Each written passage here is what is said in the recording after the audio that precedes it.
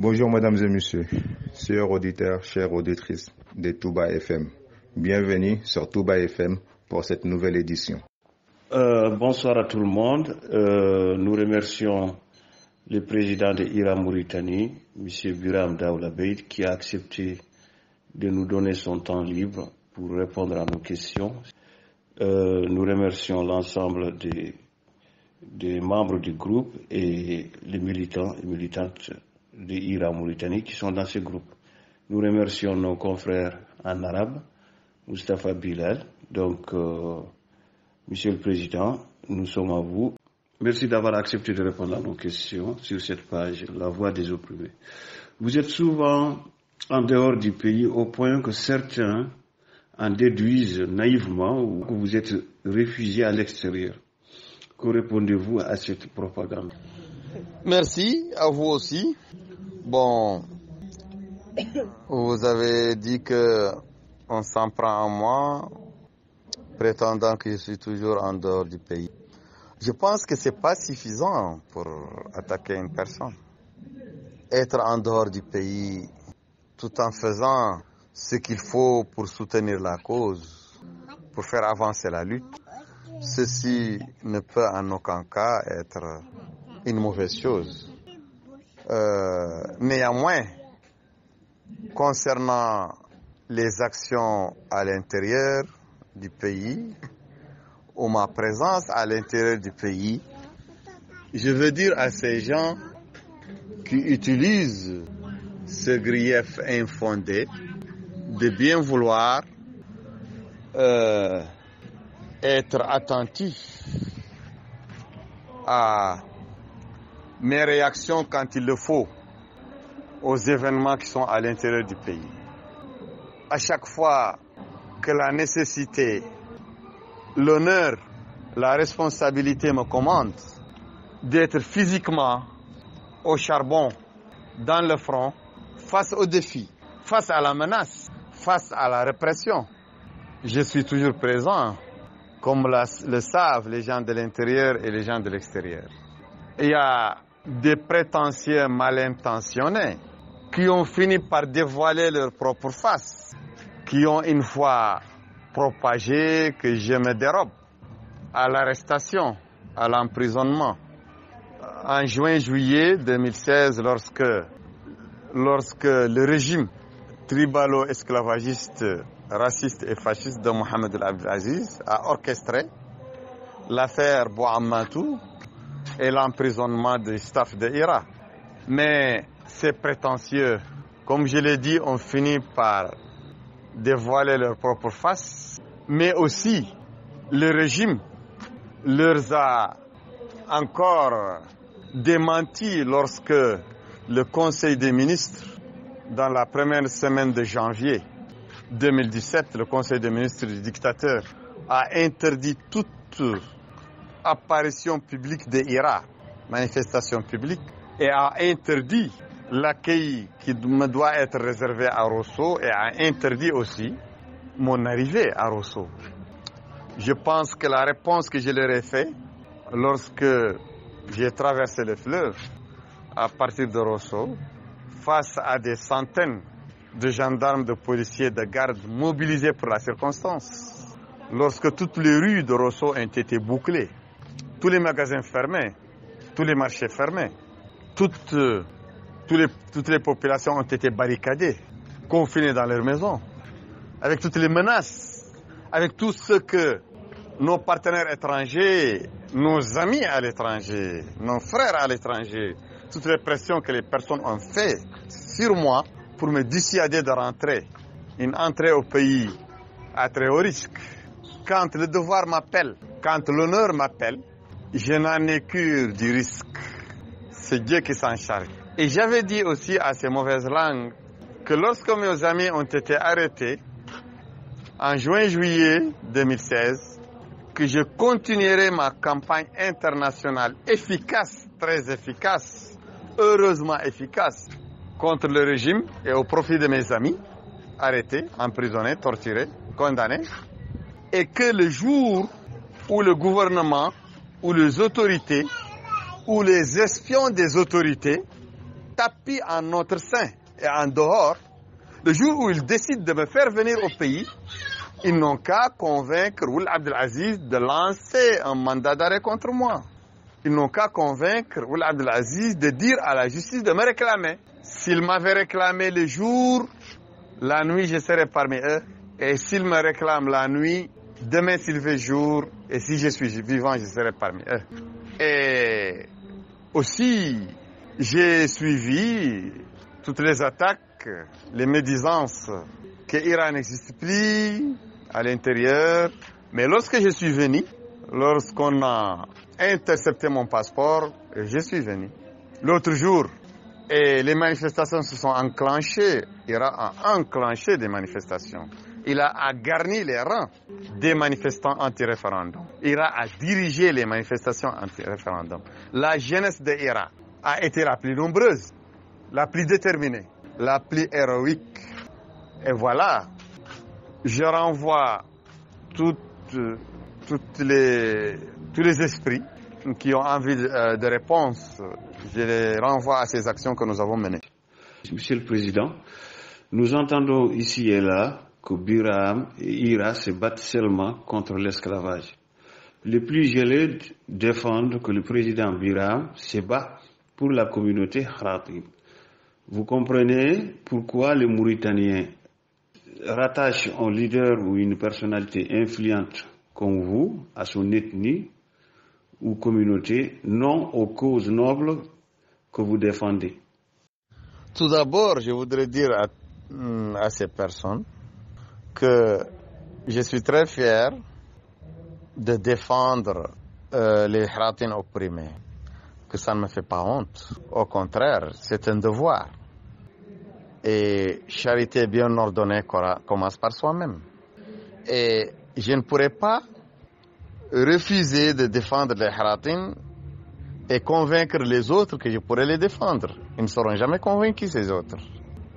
Parce qu'ils vont assimiler ça à de l'hypocrisie, au manque de cohérence, à un manque cruel de cohérence. Bon, mais de toutes les façons, je pense que je ne serai pas obligé de le répéter, que IRA est une organisation non seulement qui englobe toutes les communautés mauritaniennes, mais aussi des personnes de nationalité étrangère dans ces nombreuses sections dans les autres pays du monde.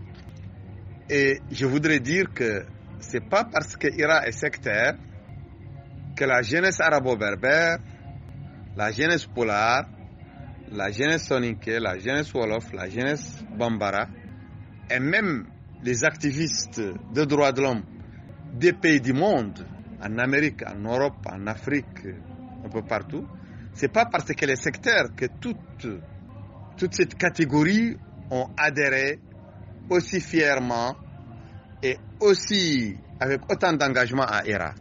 Si toutes ces personnes d'horizons différents se sont engagées dans IRA, c'est que IRA présente à ces personnes quelque chose qui n'est pas le sectarisme que ces personnes dont vous parlez veulent coller à notre organisation. Je pense que notre travail concernant l'esclavage et le droit des Haratin à l'humanité, à la citoyenneté, c'est un travail probant, mais aussi notre travail pour le droit des autres Mauritaniens est aussi probant et aussi clair et sans équivoque. Par exemple, c'est IRA qui a un discours complet. On ne peut pas citer dans notre discours esclavage et discrimination envers les Haratin sans citer racisme et génocide contre les Noirs.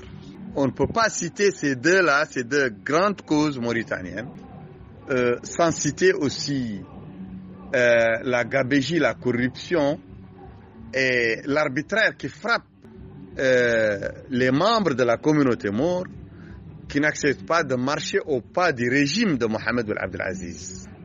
Ils sont des magistrats, ils sont des avocats, ils sont des hommes d'affaires, ils sont des érudits, Ils sont des hommes politiques. Ils sont des élus qui ont été foudroyés lâchement par la répression du pouvoir en place, même s'ils sont arabo-berbères, et IRA les a toujours soutenus. Bon, c'est IRA qui a ouvert la route de Inal, qui a permis aux gens d'aller à Inal, qui a permis à des gens de faire des films à Inal, même si ce sont des films contre IRA. Et c'est IRA qui a, le président de IRA, les membres de IRA, les militants de IRA ont été les plus nombreux à Inal, ont été les précurseurs du pèlerinage aussi de Sorimale, de Wochi, ont été réprimés à Wochi. Les gens de IRA ont été aussi les précurseurs de la caravane contre l'esclavage foncier, qui a été couronnée par la condamnation à 2 ans de prison de moi, de Brahim et de Djibi-Sow. C'est IRA qui a eu l'idée, qui a préparé la caravane et qui a eu le financement. Le financement, c'est pour IRA. C'est IRA qui a dépensé l'argent, qui a loué toutes les voitures, qui a eu le carburant, la nourriture des gens. Et c'est IRA qui a fait le plan de la caravane, qui a eu l'idée de la caravane. Et on a été obligé de mettre le nom de Kautal parce que Kautal était une organisation reconnue et ce sont nos amis. On leur a dit qu'on va mettre leur nom seulement pour obtenir la légalisation. Voilà. Et IRA, président de IRA, c'est lui qui a inscrit les génocides contre les Noirs de Mauritanie, contre l'élément Peul en particulier, au tableau des génocides qui sont commémorés sur le plan international à Montréal, au Canada, tous les mois d'avril. Bon, je pense que IRA est une organisation d'une dynamique nationale qui prend en charge toutes les questions nationales, tous les problèmes nationaux, abstraction faite des races, des ethnies, des langues. Et cette dynamique, elle va encore se déployer à l'occasion de cette coordination du G8 qui englobe IRA et bien d'autres mouvements politiques et civils mauritaniens. Merci, Monsieur le Président, pour la réponse.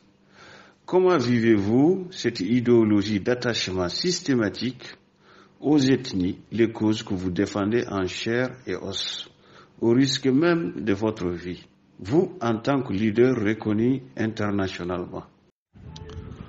Bon, en guise de réponse à cette question qui explicite l'attachement de certains milieux mauritaniens ou certains milieux de l'élite mauritanienne aux ethnies, à l'ethnicisme. Bon, c'est un rempart, c'est vrai, contre l'unité, contre la communion, contre la fraternité citoyenne et la citoyenneté pleine. Bon, c'est une tare sociale, une tare intellectuelle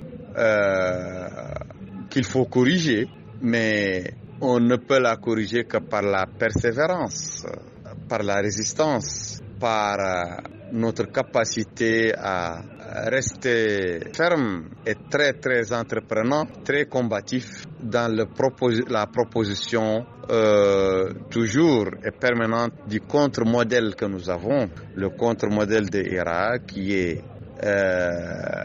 la destruction de toutes les barrières ethniques entre les communautés, surtout les communautés mauritaniennes, et l'édification de l'union autour des idéaux de justice, d'égalité, de citoyenneté, l'édification de l'union autour des idées qui fondent notre avenir, notre vivre en commun, qui sont les idées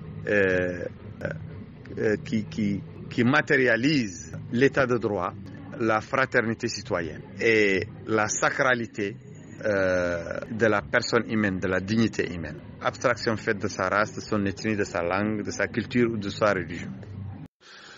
Monsieur le Président, IRA Mauritanie et son président sont taxés d'extrémistes. Vous avez fait la prison sur ces accusations-là par le pouvoir. Il y a eu même une loi pour lutter contre l'extrémisme. Vous savez de quel extrémisme parlent les autorités mauritaniennes? Que vise cette loi au fond d'elle? Tout d'abord, je voudrais souligner que la taxation, l'étiquette d'extrémisme ne peut pas coller à IRA. Parce que IRA a dépassé ce stade, le président de IRA a dépassé ce stade. Parce qu'une organisation qui a été autant distinguée et fêtée à IRA dans les forums internationaux par les grandes organisations internationales, notamment les Nations Unies, elle ne peut être fêtée alors qu'elle est extrémiste. Le fait que les Nations Unies et les autres organisations et les autres États qui nous ont distingués nous distinguent, ça enlève toute chance à nos taxeurs, à nos détracteurs de nous coller l'étiquette d'extrémisme, l'étiquette de corruption, l'étiquette de violence. C'est fini ça. C'est fini. Ce n'est plus possible. C'est une bataille perdue d'avance par nos détracteurs. Parce que ce sont des témoignages sans équivoque et de haut niveau, des niveaux les plus élevés. Et ce n'est plus possible. Les gens peuvent dire que nous sommes ceci, nous sommes cela, mais ça, ils prêchent dans le désert. Donc, j'invite ces gens qui restent encore sur ce registre à revoir leur tableau. Il ne sert à rien pour eux de continuer à prêcher dans le désert. Ils n'ont qu'à chercher une autre accusation qui puisse être écoutée. Et le gouvernement mauritanien en connaît quelque chose. Le régime d'Aziz en connaît quelque chose, parce que plus il nous taxe d'extrémistes dehors la loi, plus autant on lui oppose des démentis solennels, fermes et sans équivoque de la part de ses partenaires, comme les Nations Unies, comme le département d'État américain, comme le gouvernement américain, comme l'Union européenne, comme la Commission africaine des droits de l'homme et des peuples, comme les grandes ONG internationales crédibles et reconnues. Cette loi anti-extrémisme qu'a créé le gouvernement mauritanien, moi j'avais dit, et je le répète ici, qu'une loi contre le racisme, contre la violence verbale et physique du racisme, elle doit d'abord s'appliquer aux racistes qui dirigent l'État mauritanien. Ceux qui ont tué, qui ont exécuté, qui ont torturé. À Walata, à Jreida, à Inal, à Woki, à Seroumale, à Lazelat, à Nouadhibou, à Alec, à Tigant, un peu partout. Et ceux qui fondent encore leur discours, leur gouvernance sur le racisme, qui ont un recensement biométrique raciste et discriminatoire, qui ont une distribution des richesses raciste et discriminatoire, qui ont un pouvoir judiciaire raciste et discriminatoire, qui ont des radios et des télévisions racistes et discriminatoires, qui ont un mode de recrutement dans l'administration, dans les corps civils et militaires de l'État mauritanien raciste et discriminatoire. Moi, je n'ai pas peur de cette loi. Et les gens d'Iran n'ont pas peur de cette loi. Et c'est une loi que nous allons combattre et que nous allons réorienter vers les vrais racistes, les vrais criminels du racisme qui sont là au pouvoir en Mauritanie. Merci, Monsieur le Président, pour la réponse. IRA est souvent confondu comme étant un parti politique. Certains en font un tremplin pour se promouvoir sur la scène politique que personne ne connaissait avant leur adhésion au sein de IRA. Est-ce que, Monsieur le Président, IRA est un parti politique ou une ONG de défense des droits humains? IRA est une ONG de défense des droits humains et de promotion des droits humains, mais aussi c'est un mouvement de droits civiques. Donc ça tranche avec l'Organisation des droits de l'homme qui est juste composée de quelques activistes des droits de l'homme qui s'appuient sur des rapports, sur des recherches, sur la dénonciation par voie de presse et par des rapports des manquements aux droits de l'homme. En plus de ça, IRA est un mouvement de droits civiques, donc un mouvement très populaire qui a une très grande capacité de mobilisation populaire et qui peut mobiliser des milliers de gens, des militants et des militantes partout dans le territoire national, dans le pays, mais aussi à l'étranger. En plus de ça, IRA aussi est un mouvement d'idées parce que c'est un mouvement qui ose compétir dans la scène des idées. IRA a la prétention, a le devoir, a le projet qu'elle a déjà largement entamé de réaliser, de déconstruire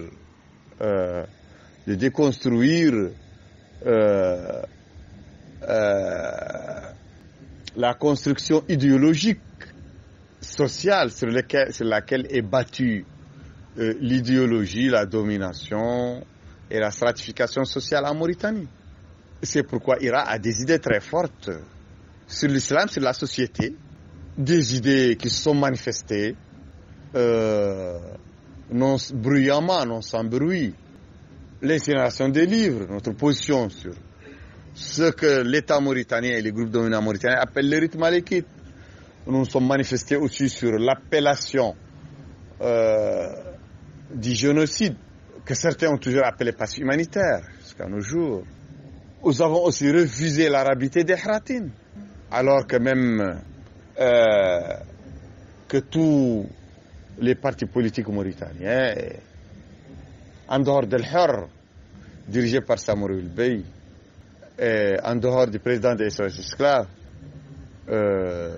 c'est nous qui refusons l'arabité des Hratines. Cette arabité par décret, qui est mal intentionnée.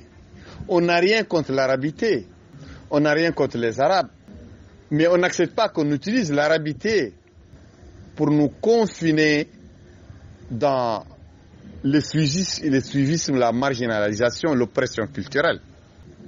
On n'accepte pas qu'on utilise l'arabité pour nous dresser un dressage culturel et idéologique contre nos concitoyens, Bambara, Wolof, Soniké ou Polar. On n'accepte pas de nous socialiser dans l'idéologie de la haine, du racisme, du sectarisme, à travers l'arabité, la prétendue arabité. Voilà, on a beaucoup d'idées sur la laïcité. IRA est un mouvement d'idées qui se bat aussi sur le plan des idées, dans la scène des idées. Et on a beaucoup secoué le cocotier, on a secoué la société mauritanienne, l'État mauritanien. On a fait trébucher, fait trembler les groupes dominants mauritaniens qui fondent leur domination sur l'idéologie, sur les idées, sur la religion. En plus de ça aussi, IRA, à travers sa popularité grande et large et grandissante en Mauritanie,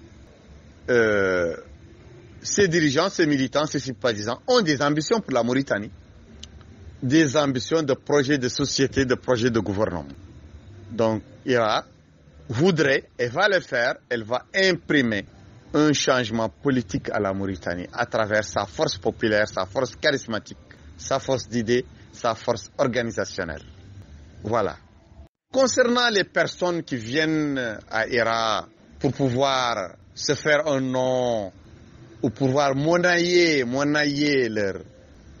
leur ralliement au pouvoir, c'est que le pouvoir n'a vraiment, en toute sincérité et visiblement, et selon sa propre stratégie, sa propre tactique, le pouvoir a besoin surtout de transfuges de IRA, donc de personnes qui quittent IRA, mais n'a pas beaucoup besoin de personnes qui quittent les autres partis, les autres organisations. C'est pourquoi il est juteux et c'est à bon prix pour les gens de faire un passage à IRA pour pouvoir monnayer leur ralliement au pouvoir, pour pouvoir trouver un preneur au sein du pouvoir. Ceci est à l'honneur de IRA. C'est un signe de force, c'est un signe de l'impact de l'action de IRA, du discours de IRA, du travail de IRA sur les groupes dominants qui dirigent le pouvoir. Monsieur le Président, le président Mohamed Ould Abdelaziz a rajouté 2 bandes rouges sur le drapeau national en guise d'hommage aux martyrs de la République qui ont résisté ou qui sont tombés au front anti-colonial, soi-disant. Nous pensons qu'il cherche à falsifier l'histoire du pays pour rendre hommage ou pour appuyer les chefs de tribus. Récemment, dans une interview, vous avez rendu hommage aux martyrs tués entre 1986 et 1991. Un hommage bien mérité. Existe-t-il des martyrs haratines qui sont tombés pour le pays? En sachant qu'à l'école, on nous enseigne que l'histoire des résistants issus de certaines franges nationales qui excluent les haratines, par exemple aussi des personnalités maures, Soninké et Halplar, seulement. Merci. J'avais dit par rapport à cette question de martyrs que Abdelaziz est en train d'instrumentaliser, que les martyrs ne sont pas ceux qu'il a désignés. Il a désigné des coupeurs de route, des esclavagistes, des tueurs, des brigands, et que les martyrs, les vrais, sont ceux qui sont tombés dans le champ d'honneur, dans la lutte contre le racisme, pour les droits des Mauritaniens. Ils reposent à Inal, ils reposent à Walata, ils reposent un peu partout à Jérida et dans d'autres coins du pays. Merci, Monsieur le Président. Les prisonniers sont fiers de vous, surtout la manière dont vous êtes revenu pour occuper le terrain récemment, lors de la campagne du référendum. Qu'est-ce qui vous motive à défier les pouvoirs seuls, sans coalition avec l'opposition démocratique aux futures élections en 2019? C'est moi-même et toutes les Mauritaniennes et tous les Mauritaniens et toutes les personnes éprises des droits de l'homme dans le monde qui sont et doivent être fiers des prisonniers qui payent de leur vie, de leur santé pour rendre les droits des personnes, de la dignité humaine effectifs en Mauritanie. J'ai parlé de Moussa Bilal Biram et de Abdallah Ma'tallah Saleh.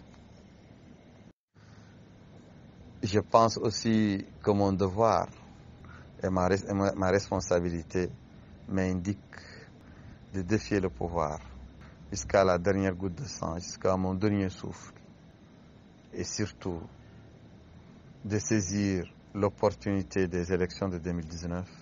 C'est une date déterminante, c'est un contexte déterminant où il y a une rupture de mandat du dictateur qui ne peut pas rempiler. Donc, il faut faire valoir le droit, valoir la mobilisation très tôt de toutes les Mauritaniennes, de tous les Mauritaniens de la communauté internationale pour bouter la dictature d'Ould Abdelaziz en dehors du pays et pour créer l'alternance. Ceci est une très grande motivation pour moi. Merci pour la réponse, Monsieur le Président. Comment comptez-vous rassurer la composante Maure qu'il n'y aura pas de règlement de compte comme l'avait réussi Nelson Mandela en Afrique du Sud? La composante Maure, elle est de prime abord rassurée. Elle n'a jamais craint quoi que ce soit. Parce que rien n'émane de l'Iran ni de son président qui peut inquiéter la communauté Maure. Parce que le jugement de la communauté internationale est sans appel. l'Iran et son président ont une orientation pacifique conforme au droit international et à la légalité nationale en Mauritanie. Ce qui existait, ce qu'il y avait et ce qu'il y a toujours, c'est une tentative qui s'essouffle maintenant, heureusement, du régime de Mohamed Abdelaziz, de Abdelaziz et son régime, d'insuffler la peur aux morts pour invoquer un péril Haratin, un péril Biram, un péril Iran. Mais cette propagande, ce conditionnement commence à s'essouffler et les morts ont de plus en plus découvert le vrai visage de l'ennemi et ont découvert que l'ennemi, l'adversaire, l'oppresseur, le péril, c'est Aziz et c'est pas Biram et ce n'est pas Irak. Monsieur le Président, quelle solution avez-vous face à la fraude massive qu'aura recours le pouvoir comme ça a été le cas lors du référendum du 5 août passé en 2019, par exemple, quand vous vous présentez en tant que candidat? À ce stade, à cette période, à ce contexte de l'histoire de notre pays, de l'évolution des élites démocratiques, politiques et pour les droits de l'homme. Et dans ce contexte mondial et sous-régional, et avec ce degré de mobilisation que nous allons entamer d'ici maintenant jusqu'aux élections de 2019, rien ne sera plus comme avant. Aucune fraude ne pourra passer vu ces multiples contextes que j'ai cités, ces multiples paramètres. Aucune fraude ne pourra passer facilement. Aucune reproduction du pouvoir hégémonique et dictatorial ne peut passer.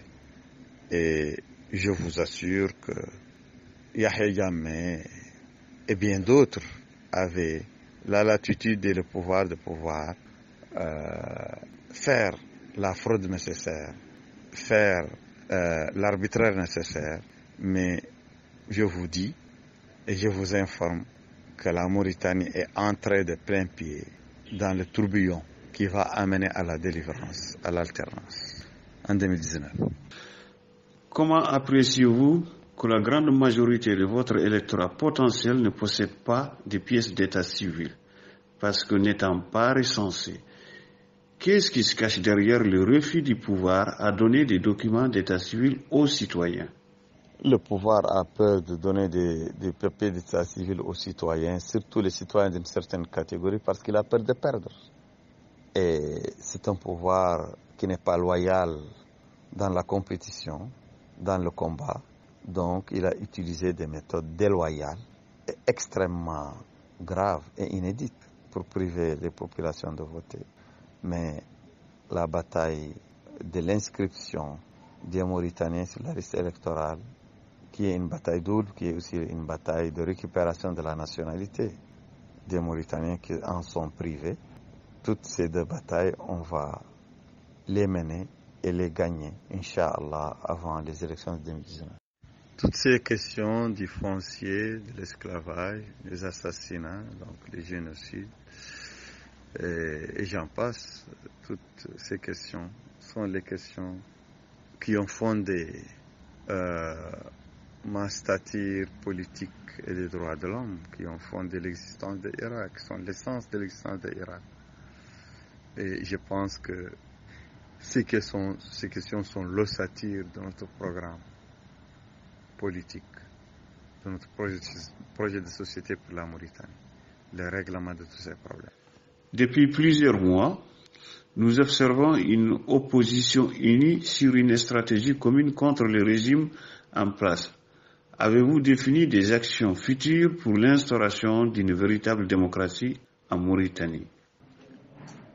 De notre lecture de mon incursion au Guidimata pendant le mois de mai passé, ma lecture est que l'alliance entre le système d'État et le système esclavagiste mauritanien, que ce soit l'esclavagisme, le féodalisme, Mor, Soninké ou Peul, ce système d'alliance est à bout de souffle avec les coups de boutoir, les coups durs qu'il a reçus de la part du mouvement abolitionniste, que ce soit à l'intérieur du pays, lorsque le système féodalo-esclavagiste au pouvoir a perdu presque toutes les batailles juridiques et les batailles de procès qu'il a engagées contre le mouvement abolitionniste.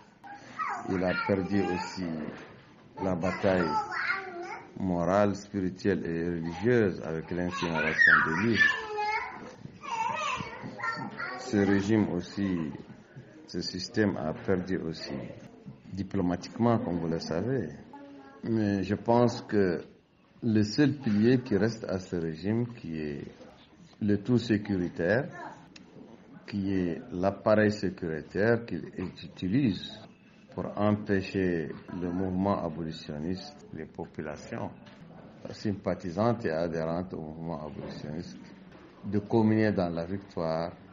Cette seule manière, c'est d'utiliser la répression indicible, la coercition, la violence. C'est ce que nous avons tiré de notre visite d'Igidimaka. Et ceci... Merci pour la réponse, Monsieur le Président. En parlant justement d'Igidimaka, la communauté soninké est en ébullition après la mise en place d'une plateforme WhatsApp dénommée « Nous sommes égaux ou pareils » en soninké Gambanaru Fede. Pour lutter contre l'esclavage et ses séquelles, leurs membres subissent des attaques quotidiennes venant de la classe féodale. Quel est votre message d'encouragement ou de soutien ou de conseil envers cette structure, cette plateforme? Merci. Je ne peux qu'encourager tout mouvement destiné à défaire les chaînes du passé, les liens du passé, un mouvement destiné à créer et faire l'avènement davantage de justice, d'équité et d'égalité entre les hommes. Donc, j'encourage toutes les parties, j'encourage les fondateurs de Gambanaru à aller de l'avant tout en s'armant des principes et de la démarche d'un mouvement ouvert et fixé sur les objectifs de libération de tous. Gambanaru est un mouvement qui doit aider aussi les membres du groupe dominant aliénés. Je pense que Gambanaru a une occasion de s'inspirer de la démarche de son aîné Ira Mauritanie. J'encourage Gambanaru donc, comme nous, à s'ouvrir aux personnalités, aux cadres, aux enfants de la communauté esclavagiste. Leur ouvrir la porte, leur permettre aussi de mettre leurs pierres dans l'édifice de libération, de déconstruction de la division, de déconstruction de la marginalisation, de déconstruction de l'esclavage. Ira Mauritanie, selon son expérience, a en son sein des personnes issues, des personnes qui sont d'extraction esclavagiste, qui sont des Wolofs, qui sont des Peuls, qui sont des Soninké, qui sont des Arabo-berbères, et qui ont joué un rôle important avec leurs autres frères issus de la classe servile dans cette lutte contre l'esclavage. Je convie donc les membres de Gambanaru à approcher, à recruter parmi les cadres soninké qui sont libres depuis toujours, car à Ira Mauritanie, on a bénéficié du très très précieux apport de Bakary Tandian, de Diagana Momodou Youssouf di Ibnou, de Moussa Soumaré et de la sympathie de cadres très importants, très discrets, comme Samba Kamara et Mamadou Sakho, qui sont des cadres expatriés. Et j'en passe. La liste que je viens de faire n'est pas du tout exhaustive. Donc, il faut approcher ce genre de cadres, Soninké, Peul, Wolof, Bambara ou Mor, libres depuis toujours, qui n'ont pas l'esprit tourné vers le passé, mais qui ont la tête dressée tout droit dans l'avenir. Voilà, c'est le conseil que je donne aux uns et aux autres de la classe d'origine d'extraction esclavagiste soninké qui sont encore embourbés dans les anciennes idées. Je leur dis qu'il ne sert à rien de résister à la fatalité historique. Rien ne sert de résister à la fatalité. que c'est tout à fait à leur honneur de participer à l'achèvement d'une œuvre de libération, d'une œuvre de démocratisation sociale qui est inéluctable. Voilà. Merci, Monsieur le Président Biram Daoula Beit. Monsieur le Président, quel est votre message envers vos 2 détenus prisonniers dans le désert de Birmogrim? Il s'agit de Moussa Biram et Abdallah Matala Salek. Que répondez-vous aux gens qui défendent que les emprisonnements de vos militants vous servent pour légitimer votre campagne internationale? Comme je l'ai dit hier, Moussa Bilal Biram et Abdallah Matala Salek sont 2 dignes militants de Juste Cause qui sont en train, à l'instar des grandes personnes de ce monde, de l'histoire de l'humanité, qui payent de leur corps, de leur chair, de leur confort, de leur quiétude, de leur vie, pour permettre à nous autres de vivre en sécurité, de vivre en liberté, de vivre notre confort. Donc ils sont maintenant dans le lot des grandes personnes, des très grandes personnes, sinon les premiers des personnes qui ont payé à leur détriment la liberté des autres Mauritaniens. Je leur rends hommage, comme leur rend hommage toute la communauté internationale des Nations Unies, en passant par la Commission africaine des droits de l'homme et des peuples de l'Union européenne, toutes les grandes organisations internationales des droits de l'homme et toutes les populations mauritaniennes et toutes les sections de IRA de par le monde. Je suis sûr que Moussa Bilal Biram, Abdallah Matala Salek sont très fiers que l'endurance qu'ils subissent, le sacrifice qu'ils consentissent va jouer un rôle dans la mobilisation nationale et internationale contre le régime raciste, esclavagiste qui opprime la Mauritanie. Je sais qu'ils en seront très fiers et j'en sais quelque chose. Moi, étant prisonnier d'opinion récurrent, ayant passé encore plusieurs des parties de ma vie en prison, ceux qui essayent d'expliquer autrement par les pertes et les profits l'emprisonnement de défenseurs des droits de l'homme comme Moussa Bilal Biram, comme Abdallah Matala Salek, comme moi et comme d'autres, qu'ils soient mauritaniens ou non mauritaniens, ceux qui veulent passer ce sacrifice par les pertes et profits, ce sont tout simplement des âmes malades. Ce sont des personnes malades et en général, ce sont des personnes qui n'apportent rien à la communauté, sauf les insultes, les médisances, les critiques et la mauvaise foi. Et je pense que c'est très facile de répondre à ces gens. Pour leur répondre, il faut se taire. Et il faut continuer à écrire l'histoire par le sacrifice. Merci, Monsieur le Président, pour votre réponse claire.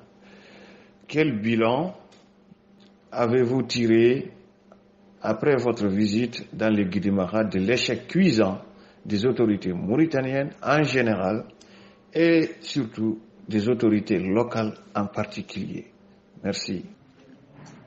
De notre lecture de mon incursion au Guidimara pendant le mois de mai passé, ma lecture est que l'alliance entre le système d'État et le système esclavagiste mauritanien, que ce soit l'esclavagisme, le féodalisme, mort, soninké ou peul, ce système d'alliance est à bout de souffle avec les coups de boutoir, les coups durs qu'il a reçus de la part du mouvement abolitionniste, que ce soit à l'intérieur du pays, lorsque le système féodalo-esclavagiste au pouvoir a perdu presque toutes les batailles juridiques et les batailles de procès qu'il a engagées contre le mouvement abolitionniste. Il a perdu aussi la bataille morale, spirituelle et religieuse avec l'incinération des livres. Ce régime aussi, ce système a perdu aussi diplomatiquement, comme vous le savez. Mais je pense que le seul pilier qui reste à ce régime, qui est le tout sécuritaire, qui est l'appareil sécuritaire qu'il utilise pour empêcher le mouvement abolitionniste, les populations sympathisantes et adhérentes au mouvement abolitionniste, de communier dans la victoire. Cette seule manière, c'est d'utiliser la répression indicible, la coercition, la violence. C'est ce que nous avons tiré de notre visite d'Iguidimapa. Monsieur le Président, les femmes mauritaniennes sont peu engagées dans la lutte.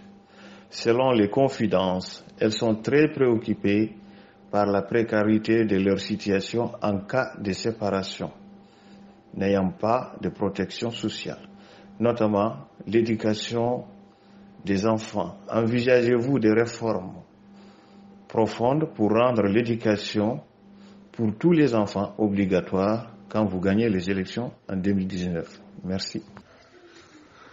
La question des femmes en Mauritanie est l'une des questions sur lesquelles l'élite de la société est bloquée. L'élite de la société est encore crispée, qu'elle soit à l'opposition ou dans le pouvoir. La femme est jetée à son sort en Mauritanie face au machisme ambiant, face à un phénomène de divorce, de désordre dans les unions, dans les mariages inexistants, sans précédent partout ailleurs. L'absence des femmes est due bien sûr à ce que vous avez cité tout de suite. Elles sont très chargées, elles sont souvent sans soutien. Il y a beaucoup de femmes chefs de famille. Il y a des hommes qui se marient à tort et à travers. Malheureusement, quand une femme a des enfants, l'homme la quitte pour d'autres femmes plus jeunes, plus fraîches, et ainsi de suite. Cette question est d'autant plus préoccupante que même les hommes, dans les mouvements, dans les organisations d'avant-garde de la lutte pour les droits, restent en grande majorité et de manière très insolente, insensible aux droits de la gente féminine. Pour illustrer ceci, tout récemment, il y a une femme gendarme, frère d'un sénateur, sœur d'un sénateur et d'un général, qui a tenu des propos de mépris et d'un racisme primaire contre les Haratim. À travers ma personne, elle m'a choisi pour illustrer son mépris pour cette communauté. Lorsque les propos qu'elle a tenus ont fait le tour des réseaux sociaux, la classe politique de l'opposition elle-même, celle du G8, et des sénateurs parmi les plus engagés, ont dit que, étant donné que les propos incriminés sont les propos d'une femme, qu'il est indigne que nous accordions de l'importance aux paroles des femmes, que les paroles des femmes sont insignifiantes parce que ce qui veut dire pour eux que la femme elle-même est insignifiante, que les femmes sont insignifiantes. Malheureusement, ça c'est la position de certaines personnes que vous-même en Europe, vous-même du Kohanoun, vous considérez comme de grands militants, de grands défenseurs du droit. Bon, ce système qui lui reste un seul pilier sur lequel est assis le pilier sécuritaire. Ce pilier encore est en train d'être usé, d'être laminé. La dénonciation internationale. Aussi l'élargissement de la contestation même aux franges, même à l'élite ici des franges esclavagistes. Je pense que cette situation est une situation qui prédit la fin imminente de ce système et l'avènement d'une société égalitaire dans un état de droit.